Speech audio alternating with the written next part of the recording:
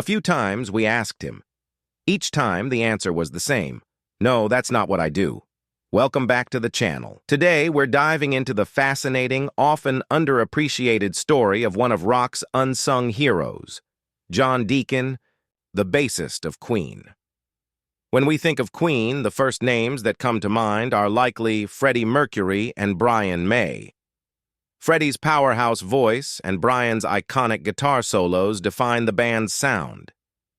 But there's one name that often slips through the cracks, the name of a man whose quiet genius was just as crucial to the band's success. John Deacon, the reserved bassist, was not just a supporting player, he was a key architect in the development of Queen's distinctive sound.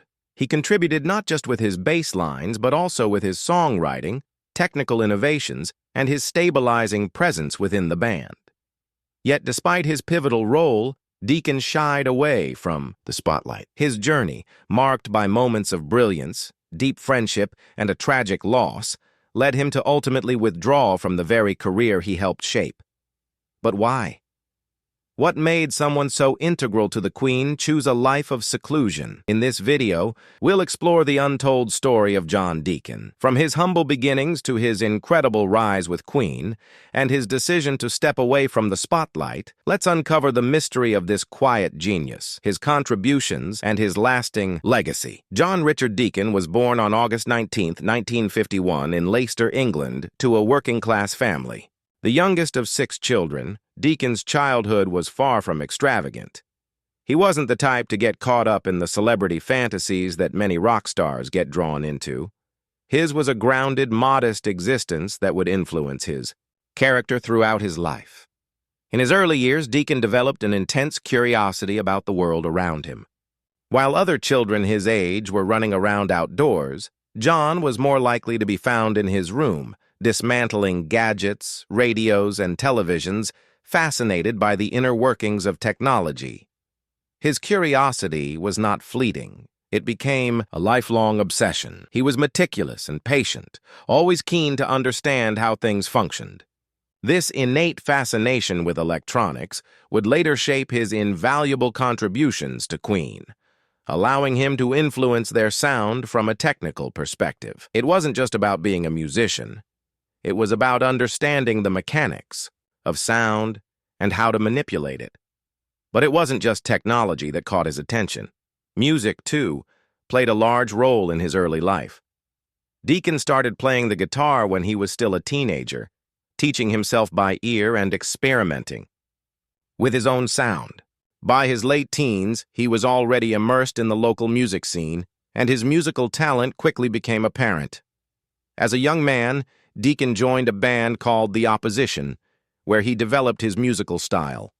Although he wasn't the frontman, he quickly became known for his precise bass playing, a skill that would become central to Queen's sound. One thing that set John apart from many of his contemporaries was his desire to remain somewhat detached from the fame and attention that often came with a music career. While many aspiring musicians were drawn to the lifestyle of excess and public adulation, Deacon remained focused on the music itself, always more interested in the art of creating and less interested in the art of performance. This grounded attitude would serve him well later on when Queen faced the pressures of global stardom. By 1971, Queen was still in its infancy, and the band had yet to find the right bassist to complete their lineup. Enter John Deacon, a shy, introverted man with a unique technical and musical talent. At the time, few could have predicted that Deacon, a quiet man with an understated personality, would become one of the most influential members of one of the biggest rock bands in history. When Deacon joined Queen, the dynamic within the band shifted. Freddie Mercury was already known for his bold personality, while Brian May was quickly establishing himself as a technical genius on guitar. Roger Taylor brought his powerful drumming and charismatic presence, but it was Deacon who completed the quartet, bringing a quiet, stabilizing influence to the group. His role was much more than just playing bass. He became the glue that held the band together, especially when tensions arose between the other members. What Deacon brought to Queen was an uncanny ability to understand not only the music, but the technical side of their sound.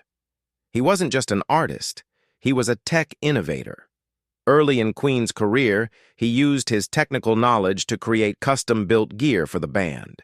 One of his most significant contributions was the design of the DC amp, a custom amplifier made from discarded parts. This amplifier became essential in shaping Brian May's layered, distinctive guitar tones that became a hallmark of Queen's sound. While the rest of the band focused on performance, Deacon was focused on ensuring their technical setup was flawless, often working behind the scenes to refine their sound. But it wasn't just his technical contributions that defined him. Deacon was also a gifted songwriter, though he was not as prolific as Freddie or Brian. His songwriting, however, was more than just technical. It was deeply emotional and personal. "You're My Best Friend," one of his first major hits, was a heartfelt dedication to his wife, Veronica. The song captured the essence of what made Deacon such a unique songwriter. He had an uncanny ability to infuse warmth and sincerity into his music. However, it was Another One Bites the Dust that truly solidified his place in rock history. Inspired by his love for funk and soul music, Deacon wrote a bass line that would become one of the most iconic in rock music history. The song's genre-bending fusion of rock and disco crossed cultural boundaries and cemented Queen's place as musical innovators. Beyond his contributions to the music, John Deacon played an essential role in Queen's strategic decisions.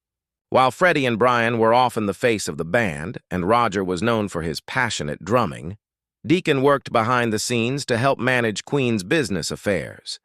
In fact, his calm demeanor and sharp analytical mind made him an invaluable asset during moments of crisis. One of Deacon's most significant contributions to the band was his role in their early financial decisions. In the mid-1970s, Queen faced a difficult situation with their management company, Trident, and the band was at risk of losing control over their finances and future. It was Deacon who took the lead in pushing for the severing of ties with Trident, making a bold decision that would ensure the band retained creative and financial control. This move proved to be pivotal for Queen's long-term success and helped them secure their independence in an increasingly competitive music industry. Deacon's ability to see the bigger picture was also evident in his role as the band's mediator. Queen was known for its internal tensions. Creative differences, egos, and personality clashes were common. But Deacon's calming influence helped smooth over conflicts and maintain harmony within the group. While he rarely sought the spotlight, Deacon was deeply involved in the decision-making processes of Queen. His thoughtfulness, diplomacy, and patience kept the band grounded during the turbulent highs and lows of their career. Perhaps the most profound relationship in Deacon's life was his deep, genuine friendship with Freddie Mercury. While their personalities couldn't have been more different, Freddie was bold, larger than life, and loved to be the center of attention. While John was quiet and introverted, the two had an unspoken understanding that bound them together both personally and professionally. Freddie Mercury, as the creative force behind Queen's most outrageous ideas, encouraged Deacon to explore his musical potential and step out of his comfort zone.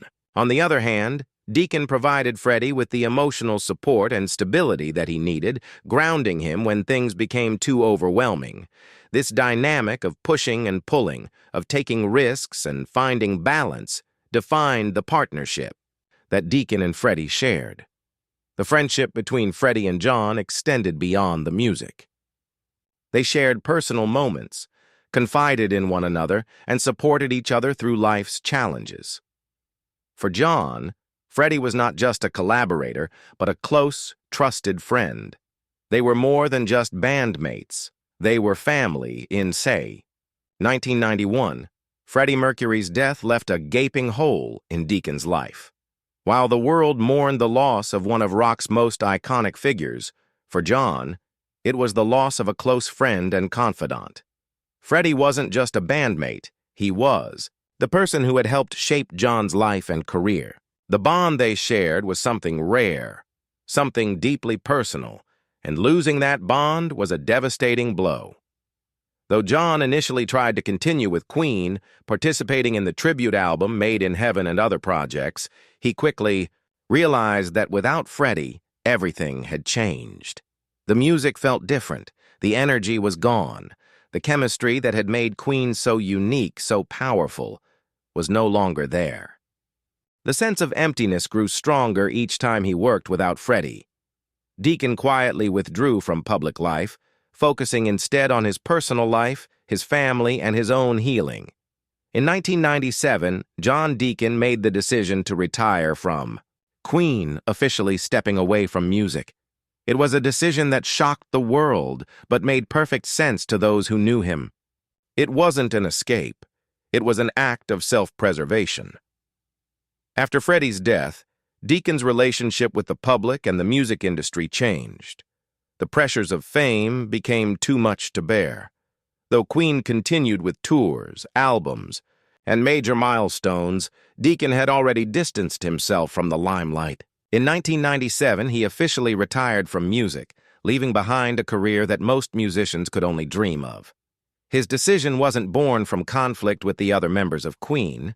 Brian May and Roger Taylor both respected Deacon's choice to step away. As May once said, Deacon was sensitive to the pressures of fame, and his decision to leave was, in many ways, an act of preserving his own peace. He didn't want to live in the glare of the spotlight anymore. He wanted to remember Freddie in his own way, privately.